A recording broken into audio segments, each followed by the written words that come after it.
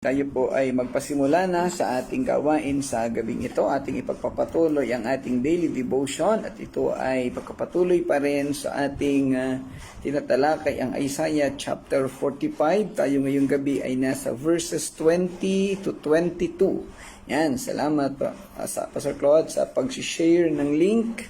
Medyo baka maligaw yung iba dahil first time kong gagamitin itong account na ito sa ating devotion. Hindi ko na talaga ma-retrieve yung isang account. Yan, magandang gabi Brother Edgar, salamat at naandyan ka na. Yan, so tayo ay magpapatuloy nga po sa ating pag-aaral. Okay, si CJ Tusa. Okay. Medyo ibang pangalan. At anyway, tayo po ay magpatuloy, magsimula sa ating gawain sa gabing ito. Tayo po ay manalangin muna ba sa ating pagpasimula. Samahan niyo po ako. Ama naming Diyos na dakila sa lahat, muli po kaming nagpupuri, nagpapasalamat sa iyo. Salamat sa gabing ito, sa patuloy na pagsama at paggabay mo sa amin, pagbibigay ng oras upang kami makapagpatuloy sa aming pag-aaral. Samahan mo kami at gabayan, Panginoon. Ikaw po ang maging tagapagturo namin, ikaw po ang mauna sa amin at magbigay ng mahalagang aralin, ng mahalagang katutunan sa mga bagay naming pag-uusapan. Gabayan mo kami at samahan, Ama. Pinapanalangin namin po ang lahat ng ito, ang karunungan at kabukasan ng isip ng bawat isa sa amin, Ama. Salamat po, ito po'y aming nilalapit sa iyo sa pangalan ng Panginoong Hesus. Amen. Amen. Okay, so, ayan, magandang gabi, Sir Irene. Tayo po ay patuloy, tayo nga po ay nasa chapter 45 pa rin, verses 20 and 22. Noong Tuesday ay natapos natin hanggang verse 19. So, napakaganda ng topic na ating pag-uusapan. Lagi namang maganda ang laman ng Biblia, ano po, at ang ating lesson. So, atin munang bigyan ng recap, kaunting pagbabalik tanaw ang verses 17 to 19. Ang verse 17 to 19 ay mga talatang nagpahayag ng gagawing pagliligtas ng Diyos at mag-aalis ng napipintong kahihiyan sa mga tao. So nabanggit doon sa mga talata na yon yung sinabi mismo ni Yahweh na siya ang magiging tagapagligtas. Siya ang magliligtas ng mga Israelita, at siya ay hindi niya hahayaan na ang mga Israelita ay magkakaroon ng kahihiyan. Bilang patunay ay binanggit ng Panginoon ang kanyang kapangyarihan at mga bagay na kanyang gagawin, ang kalangitan at ang buong daigdig. Yung kanyang mga ginawa at yung paggawa niya, paglikha niya sa daigdig, yung paglikha niya sa mga nilalaman nito, even yung kalangitan, ito yung nagpatunay ng kakayahan ng Diyos. At nangangahulugan ng ito na kayang gawin ng Diyos ang lahat ng bagay. Ang mga ito ay nagpapahayag ng isang malinaw na katotohanan ng mga salita ng Panginoon. Ang lahat ng ito ay hindi lihim sa atin. Ipinapahayag niya ng malinaw upang maunawaan ng tao kung alin ang tama at mali. Okay, Christian, magandang gabi sa iyo. Salamat at napadaan ka. Hindi ko kilala ang pangalan mo. Medyo nalimutan ko na hindi ko na-recognize ang pangalan mo. But anyway, salamat at napadaan ka sa aming pag-aaral. Masaya ako at kahit dito sa pag-aaral ay nagkaugnayan tayo uli. Si Christian ay kasama ko pa sa trabaho. Anong taon ba yan? 2009, 2010 sa Abu Dhabi. Salamat, Christian. Nakinig ka lang diyan, ha? At maganda rin kay Kuya Ray. Kay Paring Ray, magandang gabi. Salamat at napadaan kayo napasama kayo sa ating pag-aaral. Okay, sana ay matuto kayong lahat, ma-enjoy ninyo ang ating pag-aaral sa gabing ito. So tayo magpapatuloy. Medyo marami na tayo ngayon. Si Brother Edgar, Sister Irene, at syempre si Christian, si Pastor Claude, at ang pamilya ni Ate Alma. Salamat po sa inyong lahat. So ating talakayin ngayon yung verse 20, 21, and 22 ng Isaiah chapter 45. Sinabi doon sa verse 20, sinabi ni Yahweh, halika kayong lahat na mga natitirang buhay mula sa lahat ng bansa. Kayong mga mangmang na nagpapasan ng mga imaheng kahoy at dalangin sa mga Diyos-Diyosan na hindi makakapagligtas. Ang mga taong ito'y walang nalalaman. Gaya ng mga naunang talata, ang kabanatang 45, ang talatang ito, itong verse 20, ay matatagpuan sa konteksto ng isang mas malawak na mensahe mula sa Diyos para sa mga Israelita at sa mga bansa sa paligid. Sa talatang ito, tinatawag ng Diyos ang mga tao na magtipon-tipon at lumapit sa Kanya. Inihambing ang kanilang mga kilos sa mga hindi nakakakilala sa tunay na Diyos at sa halip ay sumasamba sa mga Diyos-Diyosan.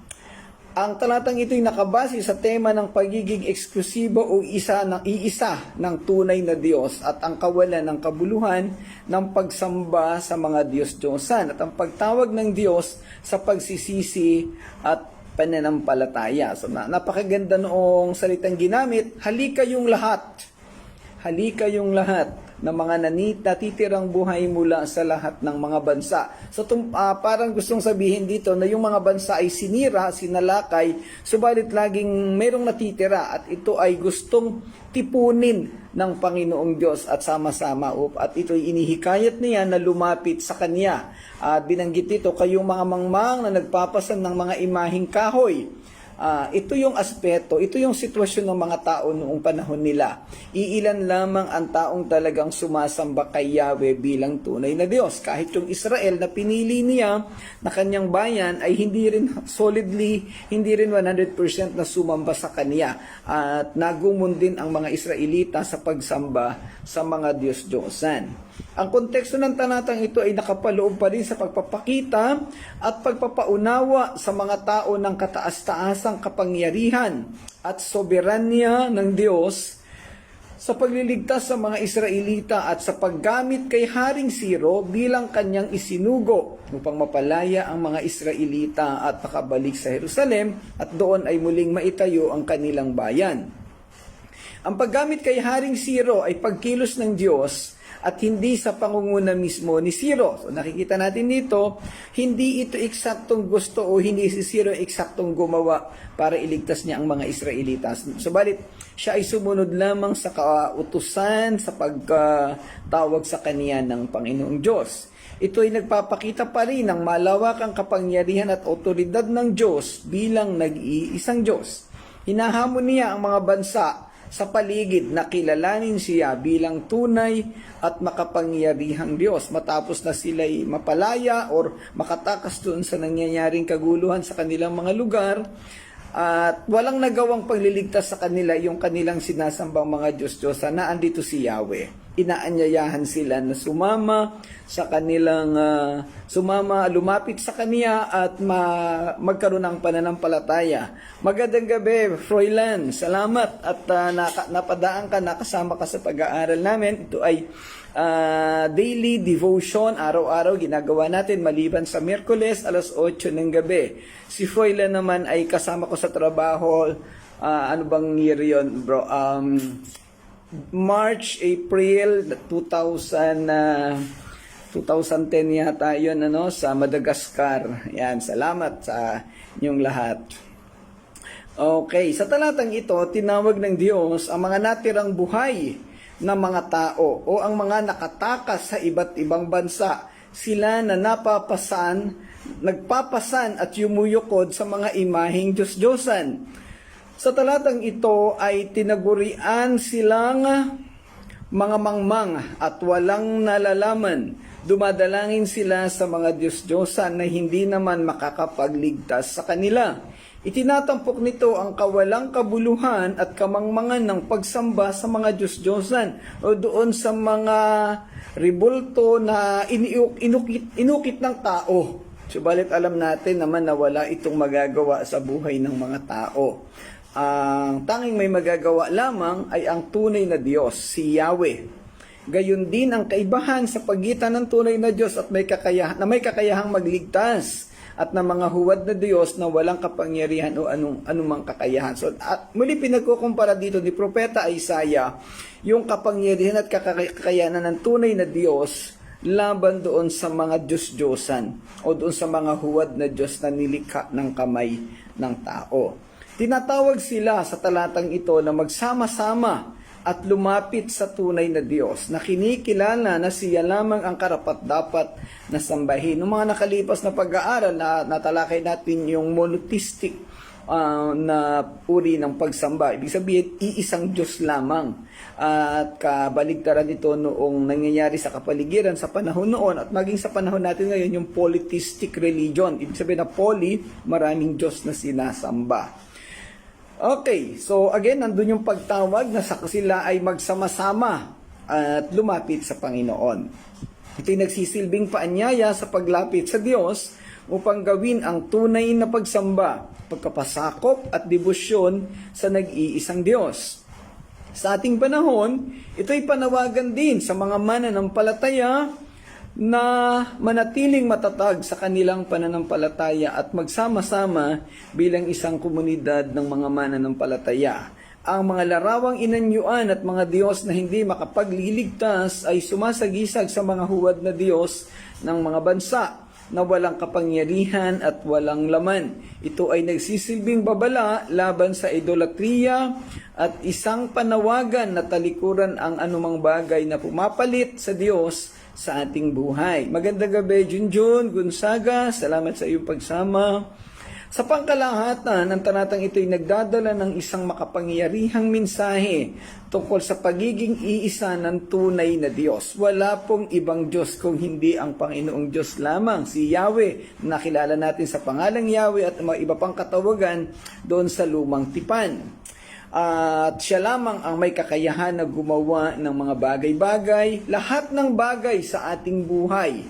At siya ang Diyos noon, Diyos ngayon, at magpakailanman hanggang sa buhay na walang hanggan. Hindi siya po pwedeng pantayan o tularan ng kahit na sinong inanyuang Diyos. Po? At ito'y napakalino naman na binanggit sa 10 utos ng Diyos na hindi tayo dapat magkaroon ng anumang larawan o imahe ng nilikha ng kamay ng tao. Tinatawag nito ang mga mananampalataya na lumapit sa Diyos, sambahin siya lamang.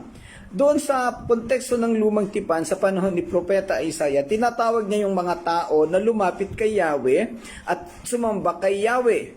Dahil yung mga taong yon ay sumasamba sa mga Diyos-Diyosan. Sa panahon naman natin ngayon na maraming mga mananampalataya na, tinatawagan din niya tayo na kalimutan na yung ibang bagay na pinagtutuunan natin ng pansin. Malimit kasi kahit mga Kristiyano na nakatuon pa rin ang pansin sa ibang mga bagay at hindi solid din nakafocus sa Panginoong Diyos o sa Panginoong Hesus. Kaya dito sa talatang ito'y tinatawagan tayong lahat ng mga nakikinig dito or perhaps lahat ng mga mananampalataya sa mundo na wag na tayong lumipat-lipat ng daan, wag na tayong magduda pa sa Panginoong Diyos at bumalik tayo totally ay sumunod at lumapit at umasa sa Panginoong Diyos lamang na ating pinanampalatayanan. Again, tinatawagan nito ang mga mananampalataya na lumapit sa Diyos, sambahin siya lamang at kilalanin ang kanyang soberanya at kapangyarihan. Ito rin ay nagsisilbing babala laban sa idolatriya at sa paalala sa kahalagahan ng pagkilala at pagsamba. Yan. Ang paanyaya na binabanggit dito ay matatagpuan din natin sa Bagong Tipan doon sa Matthew 11, chapter 11 verse 28. At ang sabi doon, halika kayong mga napapagod ay lumapit sa akin at kayo ay aking pagpapahingahin. Ito ay direktang paanyaya ng Panginoong Hesus sa mga Pariseo, so Israelita pa rin. Pero generally, ito'y paanyaya sa ating lahat, maging mga hintil, tayong lahat na nakakilala sa Kaniya. So ating tatanda, nating iisipin, sa lahat ng panahon, simula nung lumang tipan hanggang sa kasalukuyang panahon, hanggang sa mga susunod pang henerasyon, ang Panginoong Diyos ay lagi nang nag-aanyaya at nagsasabi na tayo ay lumapit sa Kanya. Tayong mga naninirahan dito sa mundo at tayo na nahihirapan, napapagal, nangangailangan ng proteksyon, na tanging ang Diyos lamang ang makakapagkaloob sa atin. Sa verse 21 naman, ang sabi dito, ipagtanggol ninyo ang inyong panig, magsanggunian kayo. Sino ang makapagsasabi ng mga bagay na magaganap? Hindi ba akong si Yahweh, ang Diyos na nagliligtas sa kaniyang bayan? Magandang gabi, kapatid Arfil Biniegas. Salamat, Arfil Baho. Salamat at napadaan ka rin sa ating pag-aaral. Si Brother Arfil naman ay kasamahan ko naman sa Singapore, sa Barker Road Methodist Church. Salamat at napadaan ka sa ating pag-aaral. Okay. Ang talatang 21 ay bahagi ng mga talata kung saan ang propetang si Isaiah ay nagsasalita sa bansang Israel na hinihimok silang bumalik sa Diyos at pagtiwala sa kaniyang soberanya. Pangunahing pinag-uusapan nito ang tema ng monotismo, kagaya ng nabanggit natin kanina, o ang pag-iral ng isang Diyos lamang at ang eksklusibong pag-aangkin ng Diyos bilang tanging totoo at makatarungang Diyos. Ang konteksto ng kabanatang 45 ay nakasentro sa pagiging nag-iisang makapangyarihang Diyos ni Yahweh. Ito'y ipinahayag o idiniklara sa talatang 5 sa pamamagitan ng mga salitang, "Ako si Yahweh, ako lamang ang Diyos, wala ng iba."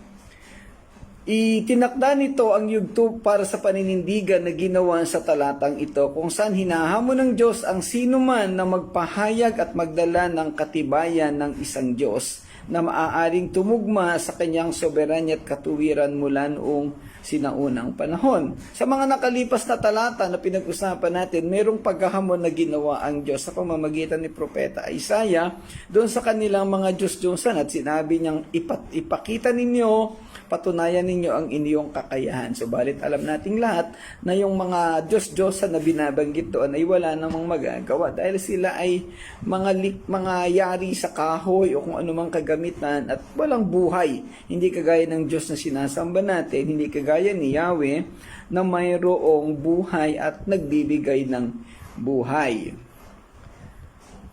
Sa bahaging ito ay muling hinahamon ng Diyos ang mga taong nagsasabit na ninindigan sa kakayahan ng mga Diyos-Diyosan. Sinasabi ng Diyos na ilabas nila ang ebidensya ng kakayahan at kaalaman ng mga Diyos-Diyosan ito sa mga pangyayari noong unang panahon. Ngayon, kasalukuyan at sa hinaharap. Anong gusto ng Panginoon na napatunayan nila na sila'y may karunungan at kakayahan dahil ito'y pinagmamalaki ng mga tao. Kaya ba nilang mahulaan kung ano ang mangyayari sa kinabukasan o kaya ba nilang maipahayag yung nangyari nung mga unang panahon? Ang hamon na ito ay naglalayon sa mga Diyos-Diyosan at huwad ng mga Diyos na pinuntahan ng mga Israelita noong panahon ng pagtataksil. Ipinakikita nito ang kaibahan sa pagitan ng walang buhay na mga estatwa at mga huwad na representasyon ng mga Diyos na hinahabol ng mga tao at ng buhay. Tunay na Diyos ng Israel na tanging may kapangyarihang magligtas. Ang paghamon na ito ng Diyos ay binanggit din sa chapter 41 verses 21 to 29. Pwede nating balik-aralan na lang ito. Natalakay natin nung nakalipas na mga ilang araw. Ang konsepto ng katarungan at kaligtasan ay binibigyang diin sa talatang ito.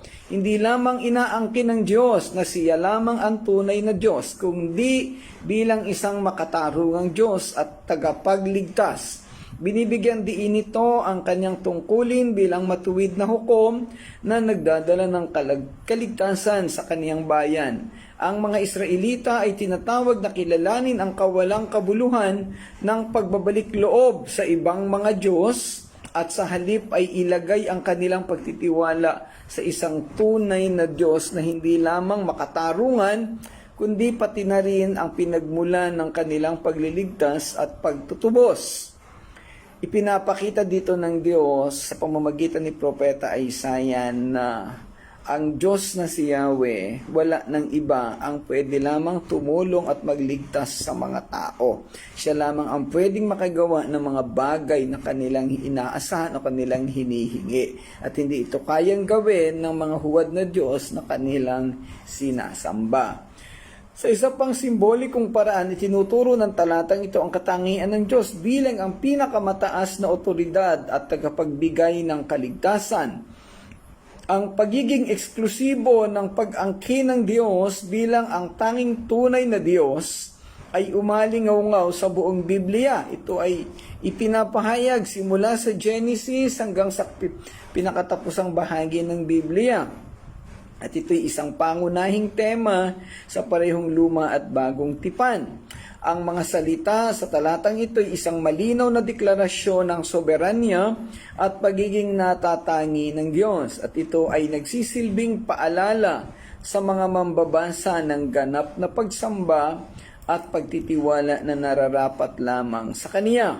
Sa pagtatapos ng talatang ito ay muling ipinapahayag at ipinapaalala sa atin ng ang pagiging makapangyarihan ng Diyos at ang pagkapatibay ng pagkakaroon lamang ng iisang Diyos na siyang dapat nating sambahin. Hindi po pwedeng magkaroon ng maraming Diyos at ang pagiging eksklusibo ng pag-angkin bilang tanging tunay na Diyos. Siya lamang, exclusive, siya lamang ang Diyos na dapat at pwede nating sambahin at makakatulong sa atin. Hinahamon nito ang mga mambabasa na isaalang-alang ang ebidensya at kilalanin na walang ibang Diyos maliban sa Panginoong Yahweh. Binibiging diin ng talata ang mga tema ng katarungan at kaligtasan at itinuturo nito ang katangian ng Diyos bilang ang pinakamataas na otoridad at pinagmumulan ng pagtubos. Ang talatang ito ay patuloy na nagsisilbing pundasyong paghahayag ng pananampalataya para sa mga mananampalataya. Ang pagdideklara ng tunay na Diyos sa halip na mga huwad na Diyos o mga idolo. Sa ating buhay ngayon bilang mga mananampalataya, may pagkakataon na tayo nagkakaroon ng iba't ibang iniidolo sa buhay natin. At doon nakafocus ang ating isipan, ang ating puso, ang ating atensyon. Mga kapatid, lahat ng bagay na ating ginagawa na nalalampasan ang ating debosyon sa Panginoong Diyos ay isang pagkakasala. Kaya iwasan natin ang mga bagay na yan. Anumang aspeto, minsan ay trabaho, pag-aaral, career, o kung ano-ano pa. So, doon lang tayo nakafocus. Ang primary focus ng bawat isa sa atin ay ang Panginoong Diyos lamang. Hindi ang anumang kayamanan o anumang material na bagay, hindi ang mga pangako at panluloko ng mga tagapanguna natin. Minsan may mga nangunguna sa atin sa church na pinapangakuan tayo ng mga huwad na pangako na hindi naman totoo, makakatulong sa atin. So, atin pong ibalik ang ating debosyon sa Diyos sa pamamagitan ng palagi ang pag-aaral ng Biblia upang maunawaan natin at matutunan ang eksaktong kalooban at kaparanan ng Diyos sa ating mga buhay. Okay, sa verse 22, sabi dito, lumapit kayo sa akin at kayo ay maliligtas. Kayong mga tao sa buong daigdig. Walang ibang Diyos maliban sa akin. Sa talatang ito ay inulit yung binanggit nun sa talatang 20, medyo kahawig doon. Ano po? Ipinahayag ni Propeta Isaias ang mensahe ng kaligtasan at pagtubos sa lahat ng tao. Saan man sila magmula o anumang kultura ang meron, anumang tradisyon ang ginagawa nila, anumang bayan ang kanilang pinanggalingan. Nagsisimula ang talatang ito sa utos na lumapit kayo sa akin. Ito ay isang panawagan o imbitasyon sa lahat ng individual na ibaling ang kanilang atensyon sa Diyos. Ang nag-iisang tunay na pinagmumula ng kaligtasan.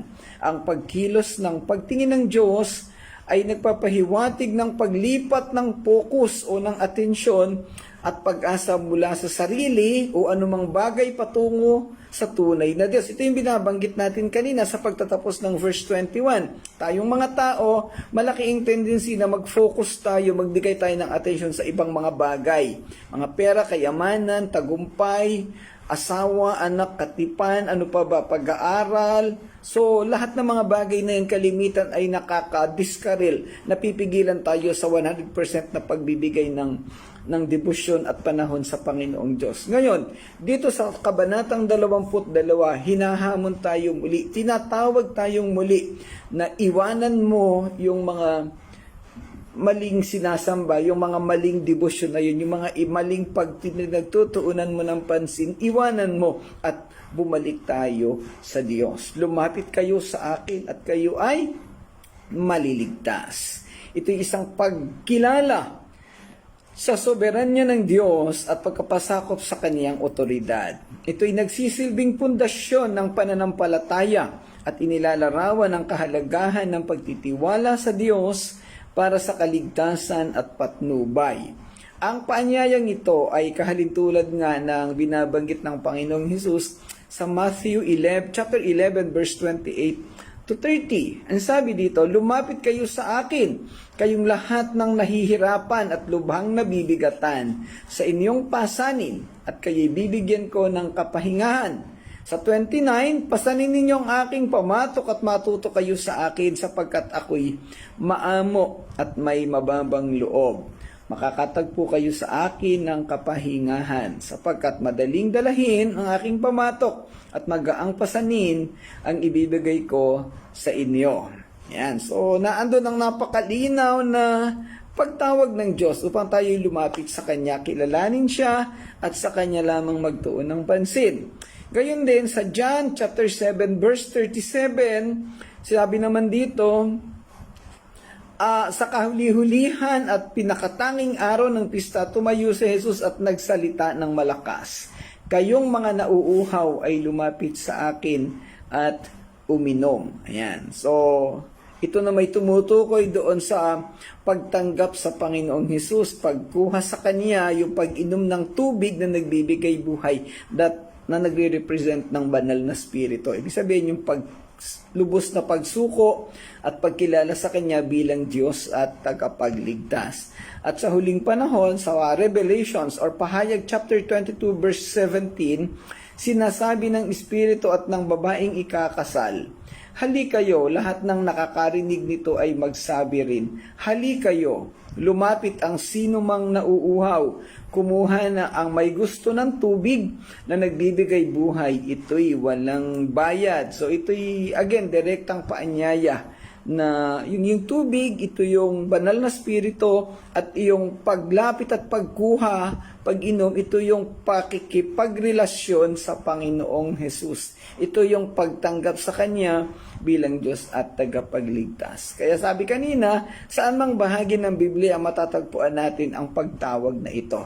Dahil ang gusto ng Diyos, tayong lahat ay makakilala at sumunod sa Kanya. Sa ikalawang bahagi ng talata, isinasaad yung salitang at kayo'y maliligtas, kayong mga tao sa buong daigdig.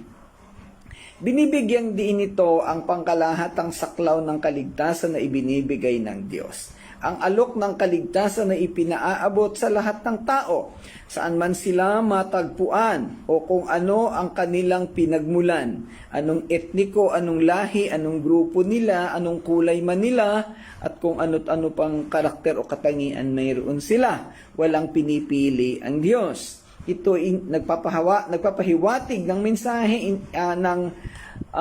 sumasalamin sa pagnanais ng Diyos na maranasan ng lahat ng individual o lahat ng tao ang kalayaan at pagtubos na nagmumula sa pagkakaroon ng relasyon sa Kanya. Gusto ng Panginoong Diyos na ang lahat ng tao ay lumapit sa Kanya at manampalataya upang sila ay makaranas ng kaligtasan. Sabi sa John 3:16, familiar sa ating lahat, sapagkat gayon na lamang ang pag-ibig ng Diyos sa sangkatauhan, kaya't ibinigay niya ang Kanyang kaisa-isang anak, upang ang sino mang sumampalataya sa Kanya hindi mapahamak, kundi magkaroon ng buhay na walang hanggan. I guess lahat tayo pamilyar at kabisado siguro ang verse na ito. Ito yung most memorized verse yata sa Bible. So pinapakita dito na ang pag-ibig ng Diyos ay hindi limitado sa isang lugar lamang o sa isang grupo ng tao. Bagamat nakita natin doon sa panahon sa Lumang Tipan na nakafocus lang sa mga Israelita, pero alam na nating lahat na sa panahon ng Bagong Tipan ay isinama ang mga hintil, kaya tayo nanditong lahat. Kaya nga yung term natin doon ay grafting. We were grafted. Buhat doon sa ating pagkaligaw bilang mga ligaw na sanga, idinugtong tayo doon sa orihinal na sanga para tayo magkaroon ng pananampalataya sa Panginoong Diyos. At gayon din sa 2 Peter chapter 3 verse 9, Ito ang patunay. Ang sabi dito, ang Panginoon ay hindi nagpapabaya sa kaniyang pangako, gaya ng inaakala ng ilan. Sa halip, nagbibigay siya ng pagkakataon sa lahat, sapagkat hindi niya nais na may mapahamak, kundi ang lahat ay makapagsisi at tumalikod sa kasalanan. This is the general intention of God. Lahat ng tao lumapit sa Kanya at makakilala, magkaroon ng kaligtasan. Ang nakakalungkot lamang sa ating kapanahunan ay maraming iniignore ang Diyos. Kahit sa panahon ni Jesus Christ, iniignore siya, hindi siya iniintindi. At malimit ay tinatawanan pa at kinukutya. Nakakalungkot ang kahihinatnan ng mga taong ito. Ang katotohanan ito'y nabasa at natutunan din natin sa mga pahayag sa Dakilang Commission or Great Commission na naghahayag ng mga utos sa mga apostol na abutin ang mga tao sa lahat ng nasyon at dako ng daigdig upang turuan ang mga bagay na itinuro sa kanila ng Panginoon.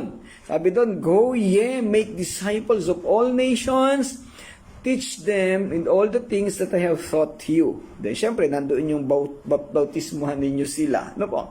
Yan. Ang lahat ng ito ay pumapasok sa malalim na pagtawag at imbitasyon ng Panginoon na lumapit sa Kanya upang makaranas ng kaginhawan at kapayapaang tanging siya lamang ang makakapagbigay. Sa Roma chapter 10 verse 13, ang sa paalala ni Apostol Pablo, maliligtas ang lahat ng tumatawag sa pangalan ng Panginoon. Pero sa mga susunod na talata ng chapter 13, may sinasabi doon, paano naman silang maliligtas kung walang nagbabahagi ng Ebanghelyo? Paano silang makakapanampalataya kung wala naman nag-share sa kanila? Ibig sabihin, mga kapatid, kagaya ng utos sa mga apostol, mayroon tayong responsibility na bahaginan ang maraming tao. Okay, ang mga panawagan at paalala na mababasa natin sa Biblia ay mabisang pagpapatunay ng pag-ibig ng Diyos na walang hanggan at walang kondisyong pagmamahal sa lahat ng tao, sa lahat ng lugar at sa lahat ng henerasyon. Ito ay paalala sa ating lahat upang tumugon sa panawagang ito ng Diyos. Sa isang banda, tinatanong rin tayo nito, ano ang kondisyon ng iyong pagmamahal at pag-ibig sa Diyos? Ikaw, kapatid na nakikinig sa ating talakayan ngayong gabi, may kondisyon ba ang iyong pagmamahal at pag-ibig? Ang Panginoong Diyos ay walang kondisyon. Magandang gabi, Nanay Gertrude. Salamat po sa inyong pag-join. Ang Diyos ay walang kondisyon sa kanyang pag-ibig at pagmamahal. Kahit sinong tao, anuman ang kalalagayan niya, ay wini-welcome niya at tinatawag. Tayong mga tagasunod na ni Kristo, tayong mga mananampalataya na, may kondisyon pa ba ang pag-ibig at pagmamahal mo sa ibang tao? Kayo po makakasagot niyan, kayong mga kasamang nakikinig sa gabing ito. Ang talata ay nagpapatuloy sa deklarasyon, walang ibang Diyos maliban sa akin. Ang pahayag na ito ay nagbibigay diin sa pagiging natatangi at pagiging eksklusibo ng Diyos. Pinagtitibay nito ang kaniyang posisyon bilang isang tunay na Diyos at binibigyang diin ang kanyang walang katulad na kalikasan sa mundong puno ng mga huwad na Diyos at tukso.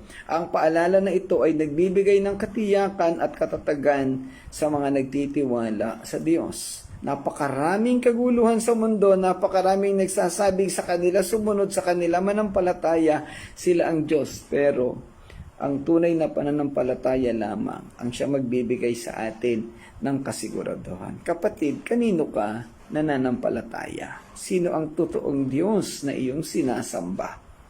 Okay. Sa isang mas malawak pang konteksto at tema ng talatang ito, ang aklat na Isaya ay binubuo ng mga tema ng paghatol, pagtubos at ang sukdulang soberanya ng Diyos.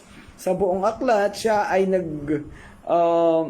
nagbigay ng mga propesiya tungkol sa nalalapit na paghatol sa Israel dahil sa kanilang pagsuway at kawalan ng katapatan sa Diyos. Gayunpaman, binanggit din niya ang tungkol sa pag-asa ng pagtubos at pagkapanumbalik na darating sa pamamagitan ng Mesiyas. Kaya nga tayo ay patuloy na nakag-aaral ng ganito upang magpatuloy ang ating pagkaunawa, upang pagpatuloy ang ating pagtingin sa pananampalataya na mayroon tayo, at the same time ay maging kabahagi tayo sa paghahayag ng salita ng Panginoon sa iba't ibang dako, sa iba't ibang lugar, sa iba't ibang mga tao. Wala tayong pipiliin.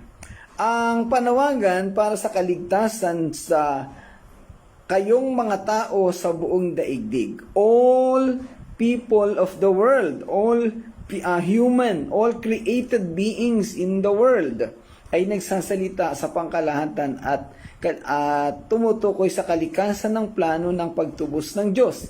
Ito'y tumutugon sa mga talata hinggil sa dakilang komisyon. So nabasa natin kanina yung Matthew 28 verse 19, ang sabi doon, make disciples of all nations, hindi lang yung particular na nasyon lamang. Acts chapter 1 verse 8, you shall be a witness to me in Jerusalem, in all Judea and Samaria, and to the ends of the earth. Yung Samaria, yung mga hintil yan, at to the ends of the earth, hanggang sa pinakadulo ng mundo. At sa Mark chapter 16 verse 15, go into all the world and preach the gospel to every creature. Pumunta sa lahat ng bahagi ng mundo at ipahayag ang salita ng Diyos na nagbibigay ng kaligtasan. At syempre sa Lucas chapter 24 verse 47, sabi dito, and the repentance and remission of sins should be preached in His name to all nations beginning at Jerusalem. Ang pagsisisi at pagpapatawad ng kasalanan ay kinakailangang maipangaral sa lahat ng lugar, simula sa Jerusalem, sa Judea, sa Samaria, at hanggang sa dulo ng mundo. So ito'y nagpapakita na itong talatang ito, yung verse 22 ng Isaiah 45, ay tumutukoy sa imbitasyon ng Diyos. Ngayon, para matupad ang imbitasyon na ito ng Panginoon, pumipili siya ng mga tao na maghahayag at gagamitin niya. Kaya naandito tayo ngayon, ako bilang pastor at kayo bilang mga mananampalataya. Anong lugar ba ang iyong naaabot? Anong lugar ba ang iyong laging pinupuntahan? Sino ba yung mga tao na nakakausap mo? Baka pwede mo silang bahaginan ng Ebanghelyo. Ito'y panawagan po sa ating lahat. Mga kapatid, isang paalala at isang pagtatanong ng Panginoon. Ano ang buhay mo sa Panginoon? Paano ka sumusunod sa Kaniya? Gaano kalalim o kalawak ang debosyon mo at pagtatalaga ng buhay mo sa Kaniya? Gaanong oras ang ginagawa mong paglilingkod sa Panginoon? Siya ba ang binibigyan mo lang ng panahon pag ikaw ay bakante? Pag wala kang ginagawa? Siya ba'y binibigyan mo ng panahon pag hindi ka masyadong busy? O pag naboboring ka na at wala ka nang magawa? Nakakalungkot naman kapatid kung yan lang ang panahon na ibinibigay mo sa Panginoon. Dahil napakaraming gawain, napakaraming taong mapapahamak, napakaraming tinatawag ang Diyos.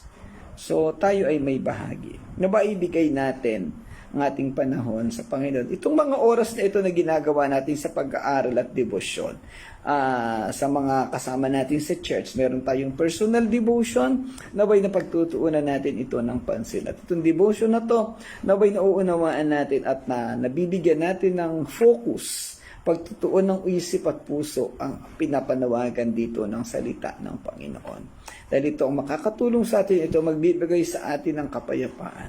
Kung iniisip natin na ito'y kaabalahan sa ating mga ginagawa, sa napakaraming trabaho natin, nagkakamali po tayo. Subukan nating magbigay ng focus, magbigay ng attention sa salita ng Panginoon. At ang Diyos na makapangyarihan sa lahat, ang gagawa sa atin at tutulog para yung mga panahon na napakarami natin kailangan gawin at ayusin, ito'y magiging smooth at maayos lahat. Ma-accomplish natin ang lahat ng gawain natin sa ating buhay. Nawa ang mga salitang ito, nawa ang mga mensahe ng devotion na ito ay buong puso't buong isip na maunawaan ng lahat na nakikinig at makakapakinig ng ating recorded video. Nawa ito ay maipamuhay ng bawat isa. Alam natin na hindi ito madali, hindi madaling magbigay ng attention at focus sa salita ng Panginoon. Sa dami ng ating ginagawa at iniisip sa kanyang mga gawain. No? Pero subalit kapatid, tayong lahat, iniintay tayo ng Panginoon. Bibiguin ba natin ng Diyos sa kanyang pagtawag sa atin? Tayo ang magdesisyon sa ating mga buhay.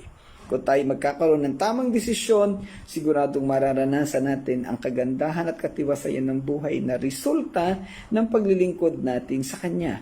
Kung tayo na may magmamatigas at susundin natin ang sarili nating gusto, mararanasan din natin ang kabigatan ng buhay sa kawalan ng pagsunod, gaya ng naranasan ng mga taga-Israel o ng mga naunang pinili ng Panginoon. Okay, salamat mga kapatid. Hanggang doon lang po ang ating talakayan ngayong gabi. Mga paaniyaya.